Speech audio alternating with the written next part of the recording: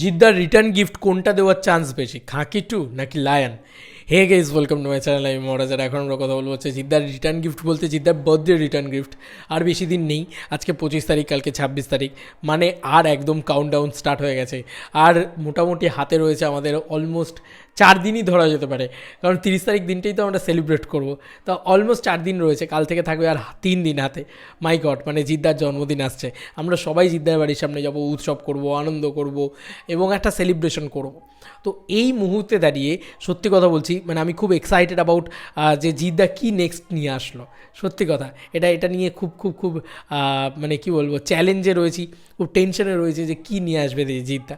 তবে কোনটার চান্স বেশি? দেখো, যদি আমরা খুব সাদা চোখে দেখি তাহলে আমার মনে হবে যে খাকি দ্য বেঙ্গল চ্যাপ্টারের শুটিং শেষ হয়ে গেছে এবং খাকি টু এর কিন্তু পোস্ট প্রোডাকশন ইত্যাদি কাজকর্মও কিন্তু শুরু হয়ে গেছে। এবং যেহেতু বলিউড, তাই ওরা ফাস্টলি এগোবে এবং তারা একটা ক্যারেক্টার পোস্টার ইত্যাদি বা রিলিজ ডেট বা একটা টিজার, এসব কিছু কিন্তু আরামসে নিয়ে চলে আসতে পারে। সেটা অনেক বেশি ইজি টু লায়ন, মানে লায়নের থেকে ওটা আনা অনেক বেশি ইজি। লায়নের পক্ষ থেকে কী আসবে সেটা এখন দেখার বিষয়। আমার মনে হয় জিদ্দার জন্মদিনটাকে কেউই ছাড়তে চাইবে না। হয়তো লায়নও আসবে, হয়তো জিদ্দার নিজের প্রোডাকশন হাউস থেকে একটা অ্যানাউন্সমেন্ট আসবে, আর একটা আসবে হচ্ছে এই খাকি দ্য বেঙ্গল চ্যাপ্টার টিজার বা কিছু একটা ফার্স্ট লুক পোস্টার বা ইত্যাদি। এটা আমার মনে হয়। এতটা আশা আমরা নাই রাখলাম না হয়, আমরা শুধু এইটুকু আশা রাখতে পারি যে খাকি দ্য বেঙ্গল চ্যাপ্টার নাকি লায়ন। তো খাকি দ্য বেঙ্গল চ্যাপ্টার আসার চান্স কিন্তু বেশি, মানে কিছু একটা আশা এইটার তরফ থেকে, খাকি দ্য বেঙ্গল চ্যাপ্টারের পক্ষ থেকে আপডেট আসার চান্স কিন্তু বেশি রাদার লায়ন। কারণ লায়ন এখনও শুটিংই হয়নি, ফার্স্ট লুক পোস্টার শ্যুট করা হয়েছে কিনা কি সেটাও জানি না আমরা।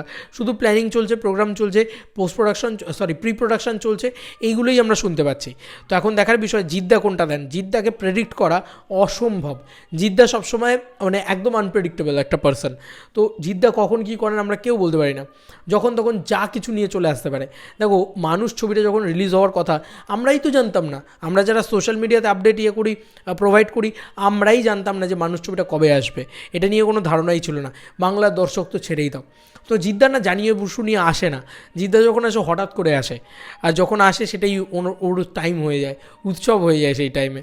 তো আমার মনে হয় যে জানিয়ে শুনিয়ে যে এইটা আসছে, ওইটা আসছে, সেইটা আসছে, এসব বলে টলে আসবে না, হঠাৎ করেই আসবে এবং একটা ধামাকা দিয়ে চলে যাবে আর কি। আমার কোথাও গিয়ে মনে হয় 30 তারিখ। তো দেখা যাক, আমি তো ওয়েট করে আছি 30 তারিখের জন্যে। কী আসে, কী স্পেশাল হয়, নাকি কিছুই না আসে। আমার মনে হয় যে এই বছর জন্মদিনটায় কিছু না কিছু তো আসবেই, সেটা কিছু না কিছু। এবার তোমাদের কী মনে হচ্ছে, তোমাদের ভোটটা কোন দিকে বেশি, লায়ন নাকি খাকি দ্য বেঙ্গল চ্যাপ্টার? আমার মনে হয় খাকি দ্য বেঙ্গল চ্যাপ্টারের কিছু না কিছু আসবে।